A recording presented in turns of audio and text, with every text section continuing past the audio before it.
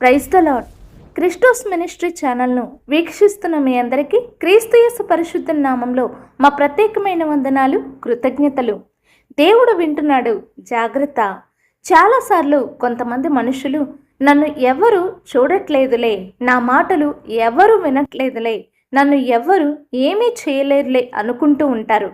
కానీ వారిని మనందరినీ సృష్టించిన ఏకైక దేవుడైన సృష్టికర్త అయిన యెహోవా ప్రతి క్షణము మనల్ని చూస్తూ ఉన్నాడు, మన మాటలను వింటూ ఉన్నాడు.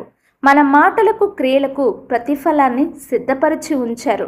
కాబట్టి దేవుడు చూస్తున్నాడు, వింటున్నాడు, జాగ్రత్త. దేవునితో ముఖాముఖిగా మాట్లాడి ఆయన సన్నిధిలో నివసించి దేవుని చేతుల మీదుగా ఆజ్ఞలను పొందిన మోషే భక్తుడు ఇశ్రాయేలు ప్రజల్ని నడిపిస్తున్న పరిస్థితుల్లో కూషు దేశపు స్త్రీని పెళ్లి చేసుకున్నాడు. కనుక అతడు పెళ్లి చేసుకున్న ఆ స్త్రీని బట్టి అతని సహోదరుడైన అహరోను, అతనికి సహోదరి అయిన మిరియాము, మోషేతో పాటు నాయకత్వంలో ఉన్న మిరియాము ప్రవక్తనిగాను అహరోను ప్రధాన యాజకునిగాను ఉండేవారు. మోషేకు విరుద్ధంగా చేసిన నేరారోపణ అతని ఆత్మీయ నాయకత్వానికి సవాలుగా నిలిచింది. వారు పలికిన ఆ మాట మోషే భక్తుడు వినలేదేమో కానీ దేవుడు విన్నాడు. సంఖ్యాకాండము 12వ అధ్యాయము 2వ వచనంలో మనం ఈ మాటలను చూడగలుగుతాం. వారు మోషేకు విరోధంగా మాట్లాడడం వల్ల దేవుని కోపం వారి మీద రగులుకుంది. అప్పుడు మిరియాము హిమము వంటి కుష్టుగలదయ్యింది.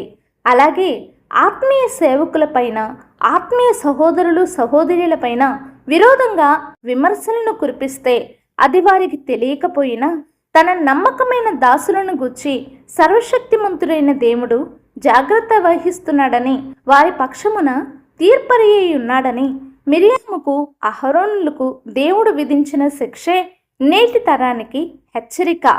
అందుకే మనుషులు మనకు ఏమి చేయాలి అని మనం కోరుకుంటామో ముందు వాటిని మనం వారికి చేయాలి. ఎందుకంటే మనుషులు ఏమి విత్తునో ఆ పంటనే కోయును. ముందు నీవు చేసిన దానినే తిరిగి పొందుకుంటావు, అది కీడైనా మేలైనా. దేవునికి మన ఎత్తు, పొడుగు, అందం, జ్ఞానం, ఐశ్వర్యం అవసరం లేదు. మన అంతరంగంలో ఉన్న ఆలోచనలు, మన మాటలు, క్రియలను బట్టే దేవుడు మనకు ప్రతిఫలం ఇస్తాడు. ఆమేన్. దేవుడు ఈ పరిశుద్ధ వాక్యమును దీవించును గాక. ఈ రీతిగా మనం నడుచుకున్న వారంగా దేవుని దీవెనలను మనం పొందుకుందుము గాక. పై రూపాన్ని లక్ష్య పెట్టకుండా అంతరంగాన్ని పరిశీలించే దేవునికి, పరీక్షించి పరిశోధించే దేవునికి భయభక్తులు కలిగి మనం విధేయులమై జీవించుదుము గాక. ప్రతిఫలముగా దేవుడు మనకు అనుగ్రహించిన, సిద్ధపరిచిన జీవ కిరీటమును, బహుమానమును మనం పొందుకుందుము గాక.